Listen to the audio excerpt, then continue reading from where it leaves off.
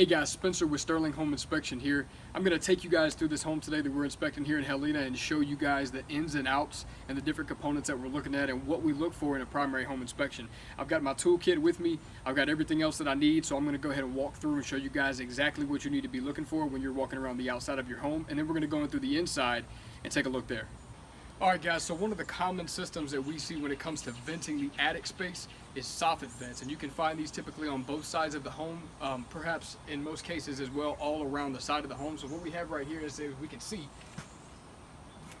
and so soffit vents are intake vents installed here to draw cool air in from the outside and allow warm air to escape out of the exhaust vents. And so one of the interesting things is that soffit vents are never installed without another type of vent installed at a higher location to draw air and moisture out of the attic. Alright, so one of the other common things that we see, especially when it comes to outdoor steps, is a difference between the size of the riser versus the other. So in this particular case, we measure both of these and ensure that they're both similar, and that there's no major difference, that there's only a minor variation in between the two steps. So it looks like we're good in this case, but this is one thing that we see on a common basis that can be a trip hazard, and that can lead to safety issues. To show you an example of what I mean, if we measure the riser here on this particular step, we see that it's roughly around 7 inches in height. As we go down here to the bottom, we can also see that this one is roughly 7 inches in height as well. We may be off by just a very, very little bit, not enough to trigger any sort of safety issue with this particular set of stairs here. So we don't need handrails on the side because we only see 2 steps. The only time we would need that would be when we had 4 steps going up. So this particular set of stairs here is in good working condition. Now we come to one of the things that are often overlooked when it comes to home inspections, especially on the outside of the house, and that is a retaining wall. These are extremely important, as over time, if not properly done, these things can bow, they can bend, and they can typically degrade, especially if they're made of wood, as we see here. Some of the interesting things that we observe is that we have right here what we consider a tie back, and so this particular beam stretches deep into the earth here, and what this does is ensure that there is a stability for this retaining wall. One of the issues that we do have and that we do see is we can see that some of the boards tend to degrade a little bit, and we do see iron. What we can observe is that they're tied together.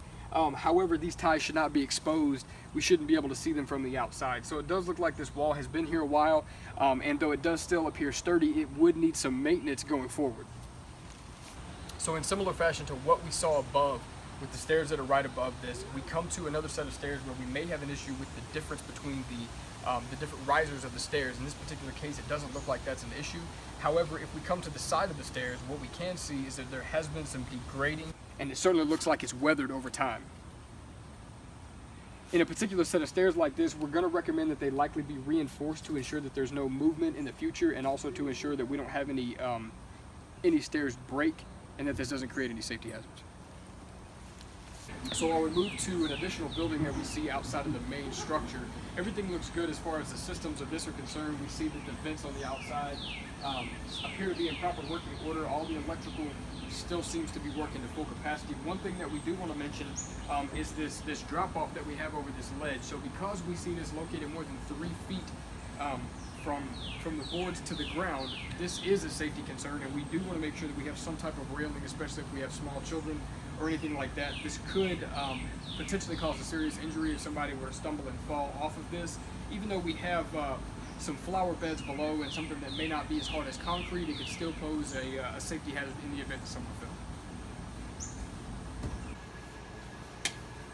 So one thing that we do want to make sure that we are aware of is, as we're walking around the outside of the house, we want to make sure that the soffit around the entire perimeter is in good working condition. And here we can see at the corner that we have a break in the soffit. We have a gap. It looks like there has been some deterioration, which is as a result of water damage, according to the owner of the house. So this is a big area. We can see things enter through the soffit. We can see additional water damage. It's going to cause more water damage over time when things like this go unrepaired. So this is one of those things that, while it appears small in nature, can turn out to be a bigger problem than it's really worth. So getting something like this fixed right away will prevent further damage in the future. So as we move into the attic space, there are a few things that we want to make sure we're keeping an eye on. In particular, the venting, as we mentioned before. So we have our soffit vents at the perimeter of the house. And then as we move into the attic, we can see that we have additional measures for venting. As we can see from above, what we observe is an attic fan. These are very important to make sure that these continue working. Whenever these stop, that typically means that there has been a halt in ventilation. You do not want the ventilation to stop in your attic. This can cause the shingles to overheat, and ultimately can lead to a shorter service life for your shingles, which is never a good thing, and it's also a very expensive repair that has to be made. So one thing that's also very observable in the attic space is our central heating and air. And so as we can observe here, we have our unit, and then we have all of the ducts that surround to the outside of the perimeter of the house. It looks like it's going to go to all of the rooms from this main unit here.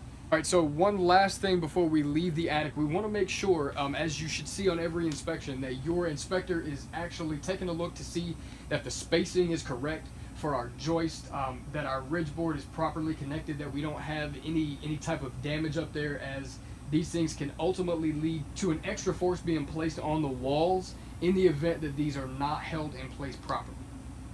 Alright guys, so one of the major systems of the house that we always want to make sure we're checking for is the hot water heater. As we can see in this particular case, we have an electric water heater, and one way that we can make sure that we indicate that is that it's sitting directly on the floor. If ever we have a gas water heater that is sitting directly on the floor, that's a violation. They need to make sure that they have a gap of at least 18 inches between the bottom of the unit and the floor. So as we observe the unit, we can take a look at several things here. We see that the cold water inlet is coming in right here, so we can see exactly where water is entering the unit. One of the other things that we want to make sure that is in proper working condition is our TPR valve, which is a temperature pressure relief valve, and it's going to ensure that if the unit becomes or reaches a certain temperature in terms of water temperature or pressure, this valve will open and allow some of that to be released so that the unit does not come under intense heat or pressure, which can cause ultimately a rupture of the unit itself.